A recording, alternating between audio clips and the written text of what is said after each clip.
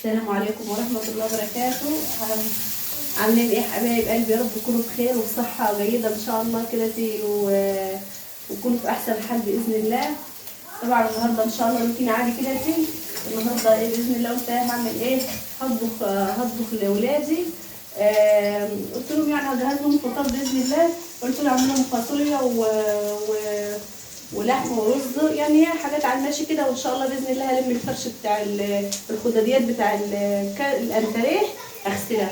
مش زي ما انا قلت لكم كل يوم هعمل مصلحه عشان اجهز الفطار واروح اعمل. اللهم صل على سيدنا محمد عليه الصلاه والسلام. صلوا على الحبيب المصطفى يا جماعه واستغفروا ربنا. عشان هروح باذن الله كده تغسل الخدريات وانشفهم وانشرهم واشوف بقى المصالح الثانيه، يعني ان كان كنيس مسيح. وعامة انا كده عزكم الله كنست همسح وهروق حواليا في المطبخ كده وهعمل واشوف ورايا ايه تاني واعمل كده. بقى شايفين كده جايبه خضره انا ومش عارفه علقت طبعا زي ما انا قلت لكم اهو. اللهم صل على سيدنا محمد. وبقالي يهودي بس يعني هسبك للفاصوليا عشان يبقى كده جهزت الاكل وهوطي عليه وهروح اعمل اللي انا قلت لكم عليه. كده انتوا صلوا على الحبيب المصطفى يا جماعه. هنا الجرجيره ممكن اطلع الجرجيره في الجرجير عشان اعملها على السلطه. بنحب نعمل الجرجيره على السلطه. اغسل الجرجير واعمله على السلطه. هنسيبها هي كده تسيب.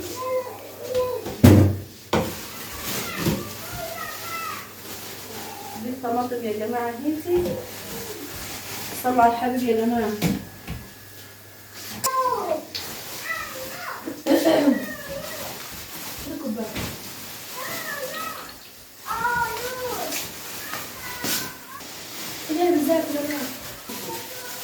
انا طلعت الحاجات دي. طلعت الطماطم والخضار احطه برضه في الثلاجه. اللهم صل على سيدنا محمد. خدي اي حاجه في الثلاجه.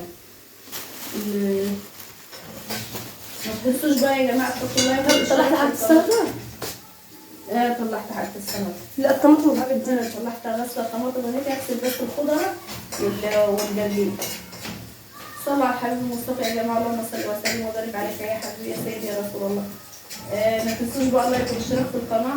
اهم حاجه تفعلوا الجرس عشان يوصلكم مني كل جديد.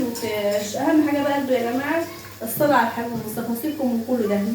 اهم حاجه الصلاه على الحبيب المصطفى عشان انا اخد اجر وانتوا تاخدوا اجر. لا اله الا الله سيدنا محمد رسول الله. خلاص بقى كده البصله احمرت اهيتي. بحب احط شطه على البصله وانا بحمرها كده. خلاص اهي. اللهم صل على سيدنا محمد. خلصت اهي. اطشها واسيبها تتسبك بقى مع نفسها. اوطي بقى عليها ازودها احط لها الملح وحبه كمون صغيره وكزبره وفلفل اسود واوطي عليها واسيبها مع نفسها تتسبك كده تسبيكه حلوه. واروح اللهم صل على سيدنا محمد للخضريات اغسلها. والجو النهارده الجو حلو يعني حلو، ولا حر ولا برد ولا حر. الجو معتدل يعني الحمد لله.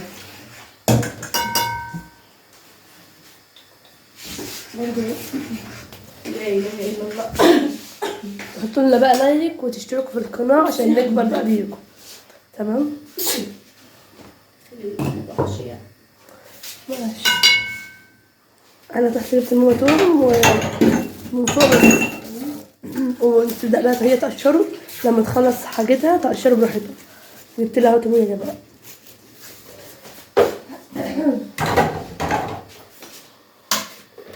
انا هغسل الجرجير. احنا بنحب نحط جرجير على السلطه يعني.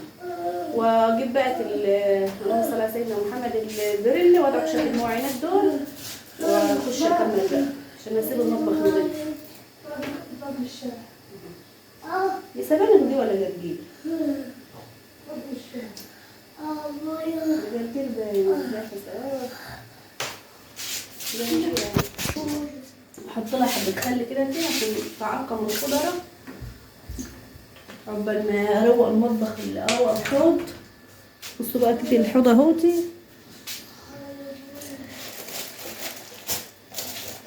اروق كده اللهم صل على سيدنا محمد. الحوض كده فيه عشان ادعو في المعانات دولت كده. بخلي كده الجنبيه الحله دي بحط فيها البواقي بتاع قبل الحوض. اللهم صل وسلم وبارك عليك يا حبيبي يا رسول الله. الم كده في البواقي بتاع الاكل بتاع الفطار عشان ايه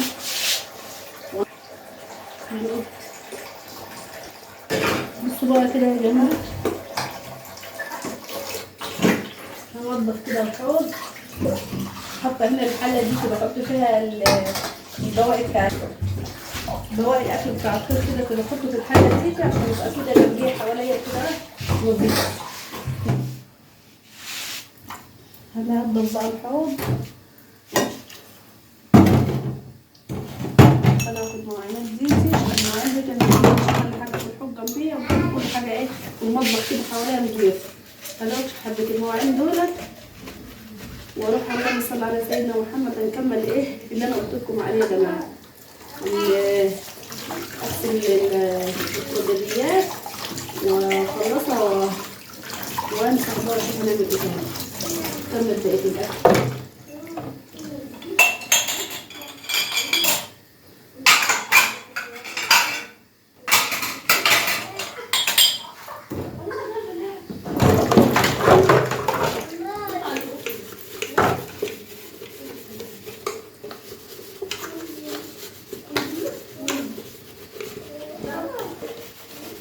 طبعا يا جماعه ان احنا بنقعد في الشتاء فوق زي ما انا كنت قايله لكم قبل كده، وفي الصيف بنقعد تحت لان الجو بيبقى حر والواحد مبيبقاش طايق الجو بيبقى فوق نار الحيطان مطلعه نار والجو بيبقى حر خالص.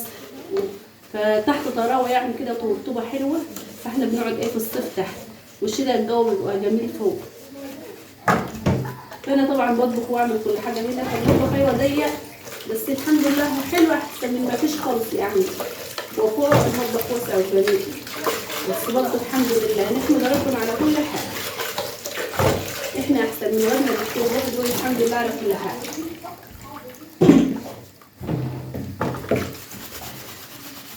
ما تنسوش بقى زماننا كده احنا شغالين كده نستغفر ربنا ونذكر ربنا كده ونستغفره ونصلي على الحبيب المصطفى عليه افضل الصلاه والسلام ونقول اللهم صل وسلم وبارك عليك يا حبيبي يا سيدي يا رسول الله. زي ما انا قلت لكم كده ده توكلوا على ربنا في اي حاجه بتعملوها عشان ربنا ايه يخفف علينا الحمل ويدينا يعني كده في الصحه كده ويعافينا اللهم امين.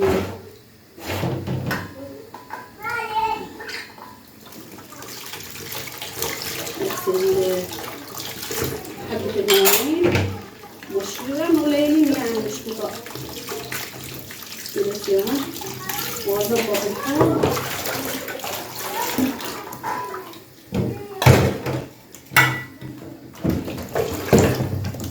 اغسل الحوض سكاني وخلي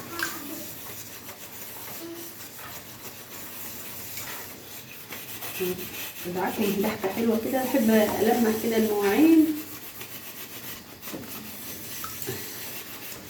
طول ما انت كده مش مخليه حاجه في اللي حواليكي في المطبخ كده تيجي تخلصي طبيخ وتلاقي بقى بسم الله ما شاء الله المطبخ بتاعك نظيف ولا مكركبه حواليك ولا اي حاجه.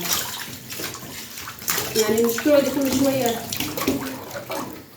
ترمي ده في الحوض وترمي ده في الحوض تلاقي بقى تيجي اول ما تخلصي الغسيل تلاقي كله كركب حواليك. الكركب كده كده حطيت الكلور اهوتي والرقص واجيب بقى الخداديات انزل 2 من موعاتي. والله عايزه الم الفرش الابيض ده بالمره. المهم اخد الفرش الابيض ده بالمره الاول. اخد بقى الفرش البياضات دي بالمره كده قبل ما احط الخداديات. هجيبهم انا بقى معاها.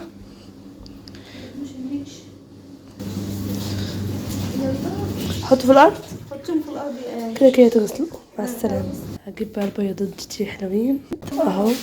يلا مع السلامة. في الغسالة، حطهم في الغسالة هم مع بعضيكم بقى كده وتغسل. طبعا ماما وصلت لحد فين في الاكل والحاجات دي. عملت الفاصوليا تنظيف اهو، والسلطة جاهزة، كل حاجة كده تمام. هنعمل بس العصير، هنعمل عصير ونحطه في التلاجة. هنعيش بقى يوم رمضاني يعني رمضان. احنا كده كده في رمضان، فهنعيش يوم رمضان. بصوا بقى كده يا جماعه، طلعت البياضات اهي. هبدا بقى انزل بصوا هي الخده ديت نظيفه، بس اللي خلاني غسلتها ان الاولاد سابوا الباب مفتوح، فالقطه دخلت ورقلت رقلت على الانتريه، فانا ما اضمنش بقى. انا كده سقطت اعصر البياضات. والله هو نظيف، انا لسه كنت غسلاها في رمضان كده تي، فبرضه قلت اشطفها برضه واحد، فكده تسقط خداديه عشان الغساله تغسلهم حلو، واعصرها واحط لها الدوني واطلعها بقى واحطها في الشمس باذن الله كده الشمس بقى وينشف ولمهم على بعضهم، وان شاء الله بقى نفرشهم باذن الله على العيد.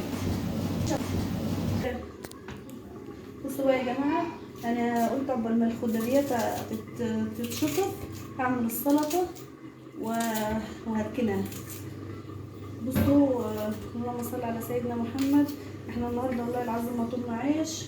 محمد كان في الدرس وجه ما طولناش عيش، فقلت والله لا اعجن ايه رغيفين كده على القد، فعجنتهم بس يا رب يلحقوا لنا. لسه عاملينهم بعد العصر، والله مش عارفه يلحقوا يطلعوا ولا يا رب بس يلحقوا يطلعوا قبل المغرب يعني.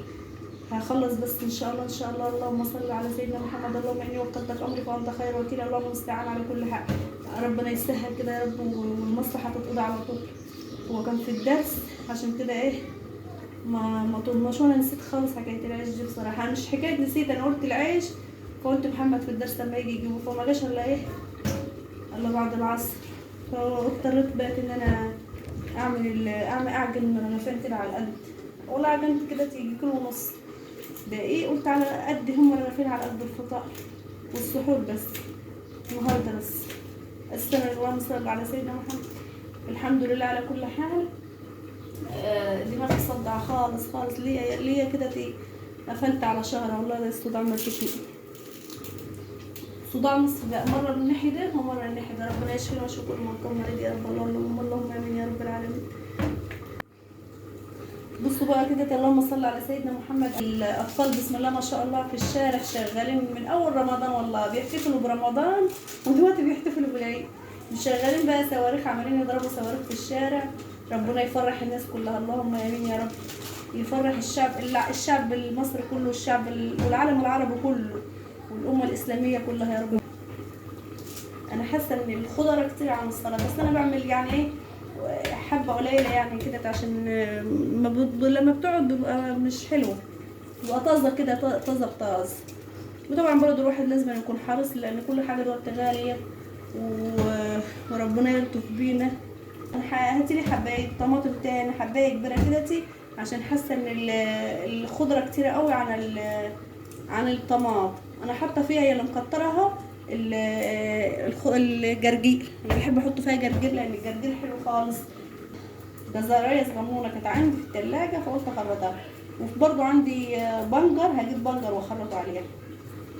خشي بقى يا ساره هاتيلي حبايه طماطم كبيره كده من التلاجة وهعملها على السلطه، عشان انا هروح اشوف الغساله واطلع اللي في الغساله. هنضيف كده وجميله كده ازاي.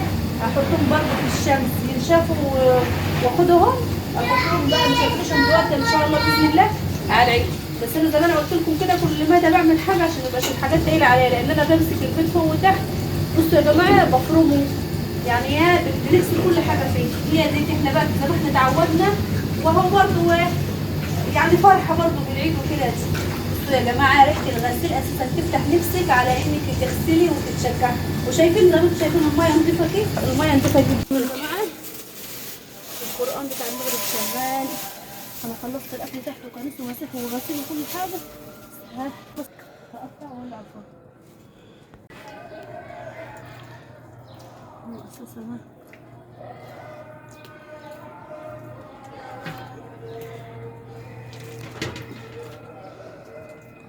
اصله طري.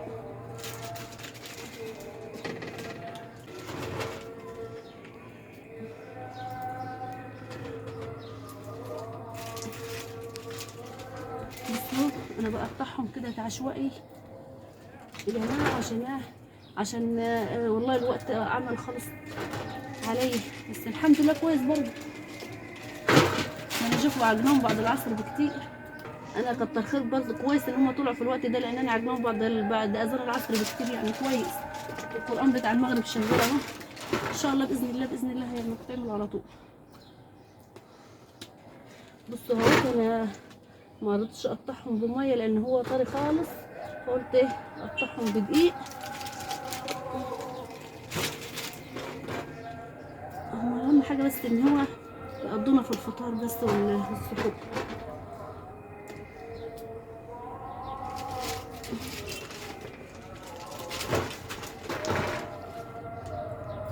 ما تنسوش تحطوا لايك يا متنسوش جماعة. بقى اللايك والاشتراك في القناه، وفعلوا لي الجرس عشان يوصلكم مني كل جديد. بحبكم في الله. انا المفروض كنت ولعت الفرن الاول على فكره، بس يلا ان انا مستعجله فالحمد لله.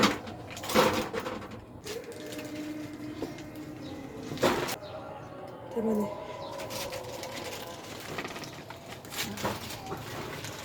حد يولع الفرن طيب يا جماعه، افتحوا الانبوبه ولعوا الفرن ولعيه قاعد. في بيضة يا جماعة،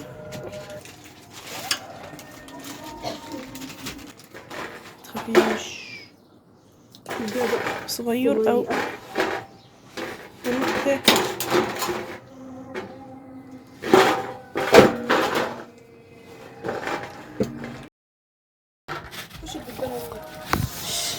يلا عندك ايه فوق رسالة فوق. طول لايك. افتح الاول. حرف الاي اي. هنا يا ساره. ايوه هنا يا ساره.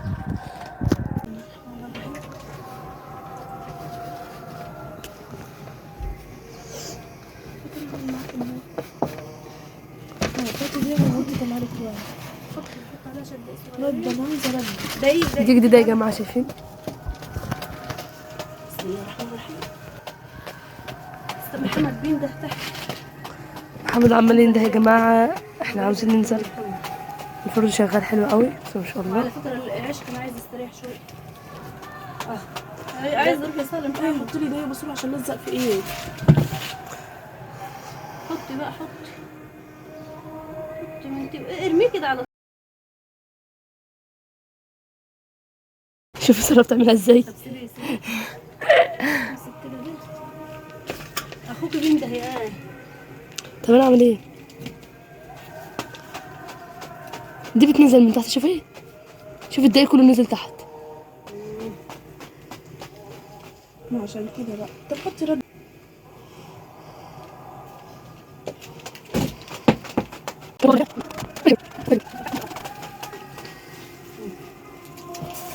مش هعمل على الوقت.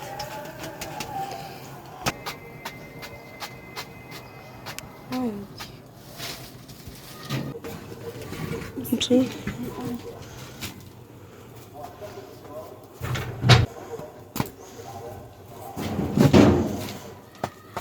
شوفيش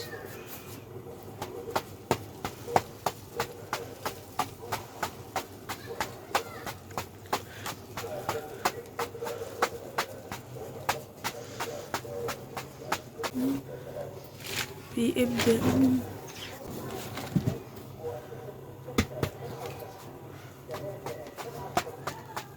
الله.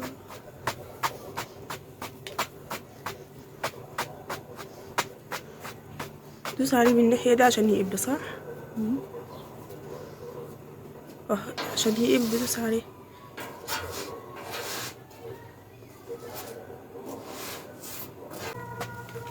اضرب.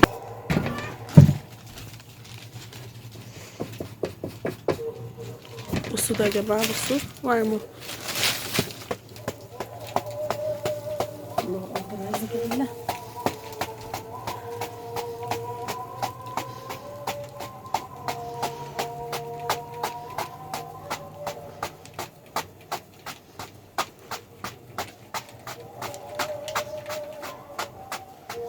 تعمل شوي.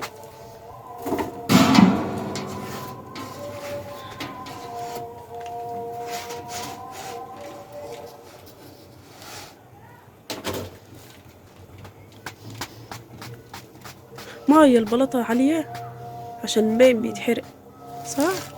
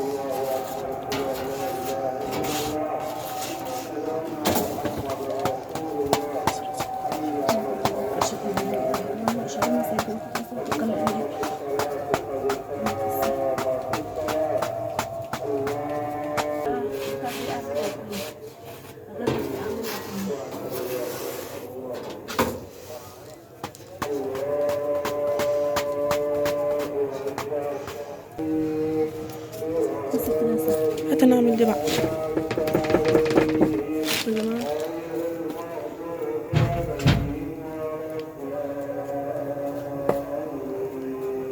جميل قوي. واو حلو. ما نعمل دلوقتي صور.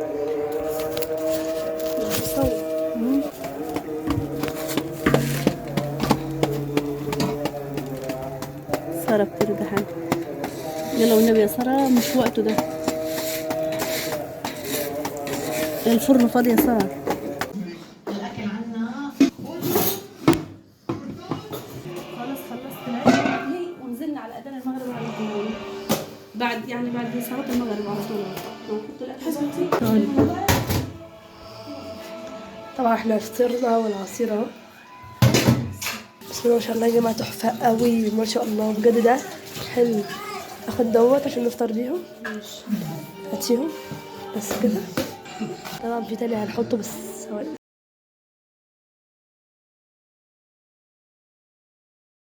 يا جماعة زي ما انتم شايفين كده، زي ما انتم شايفين عمالين نغرف في الرز.